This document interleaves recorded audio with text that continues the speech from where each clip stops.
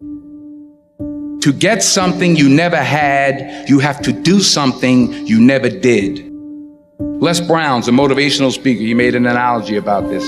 He says, imagine you're on your deathbed, and standing around your deathbed are the ghosts representing your unfulfilled potential. The ghost of the ideas you never acted on. The ghost of the talents you didn't use. And they're standing around your bed, angry, disappointed, and upset. They say, we came to you because you could have brought us to life, they say. And now we have to go to the grave together. So I ask you today, how many ghosts are going to be around your bed when your time comes? Put God first. Put God first in everything you do. Everything that you think you see in me, everything that I've accomplished, everything that you think I have, and I have a few things, everything that I have is by the grace of God. 40 years ago, March 27th, 1975, it was 40 years ago, just this past March, I was flunking out of college. I had a 1.7 grade point average. I was sitting in my mother's beauty parlor, and I'm looking in the mirror, and I see behind me this woman under the dryer. Every time I looked up, she was looking at me, just looking me in the eye. And I didn't know who she was, and I said, she said, somebody give me a pen, give me a pencil, I have a prophecy. March 27, 1975, she said, boy, you are gonna travel the world and speak to millions of people. Now mind you, I was flunked out of college. I'm thinking about joining the army. I didn't know what I was gonna do, and she's telling me I'm gonna travel the world and speak to millions of people. Well, I have traveled the world, and I have spoke to millions of people. But that's not the most important thing, the success that I had. The most important thing is that what she taught me and what she told me that day has stayed with me since. I've been protected. I've been directed. I've been corrected. I've kept God in my life and it's kept me humble. I didn't always stick with him, but he always stuck with me.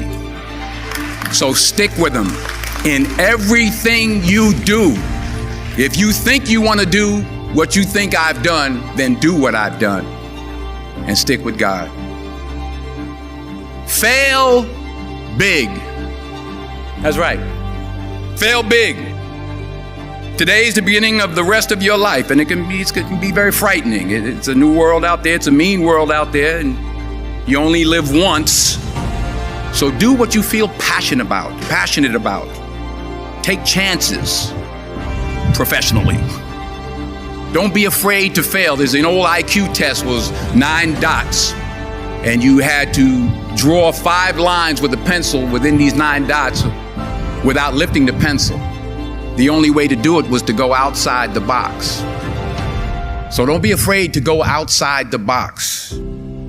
Don't be afraid to think outside the box. Don't be afraid to fail big, to dream big. But remember, dreams without goals are just dreams, and they ultimately fuel disappointment. So have dreams, but have goals. Life goals, yearly goals, monthly goals, daily goals. I try to give myself a goal every day. Sometimes it's just to not curse somebody out. Simple goals, but have goals. And understand that to achieve these goals, you must apply discipline and consistency. In order to achieve your goals, you must apply discipline, which you have already done, and consistency every day, not just on Tuesday and miss a few days.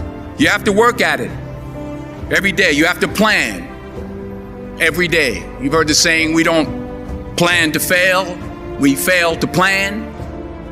Hard work works. Working really hard is what successful people do. And in this text, tweet, twerk world that you've grown up in, remember, just because you're doing a lot more doesn't mean you're getting a lot more done. Remember that. Just because you're doing a lot more doesn't mean you're getting a lot more done. Don't confuse movement with progress. My mother told me, she said, yeah, because you can run in place all the time and never get anywhere. So continue to strive, continue to have goals, continue to progress. You'll never see a U-Haul behind a hearse. I'll say it again. You'll never see a U-Haul behind a hearse. I don't care how much money you make, you can't take it with you. The Egyptians tried it. They got robbed. That's all they got. You can't take it with you. And it's not how much you have. It's what you do with what you have. We all have different talents. Some of you will be doctors, some lawyers, some scientists, some educators, some nurses. The most selfish thing you can do in this world is help someone else. Why is it selfish? Because the gratification, the goodness that comes to you, the good feeling that I get from helping others, nothing's better than that. Well, one or two things, but nothing's better than that. Not jewelry, not big house I have, not the cars, but it's the joy. That's where the joy is in helping others. That's where the success is in helping others.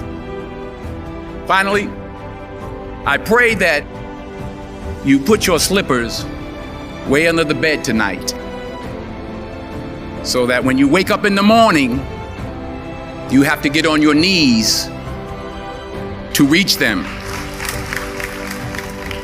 And while you're down there, say thank you for grace. Thank you for mercy. Thank you for understanding. Thank you for wisdom. Thank you for parents. Thank you for love. Thank you for kindness. Thank you for humility. Thank you for peace. Thank you for prosperity.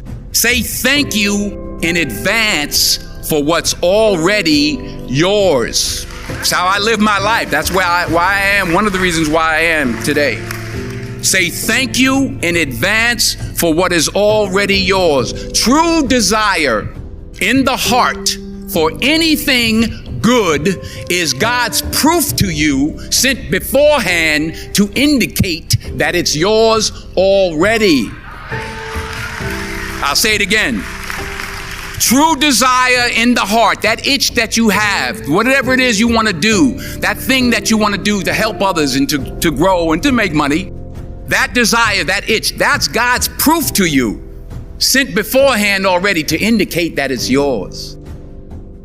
And anything you want good, you can have. So claim it. Work hard to get it. When you get it, reach back. Pull someone else up. Each one, teach one. Don't just aspire to make a living.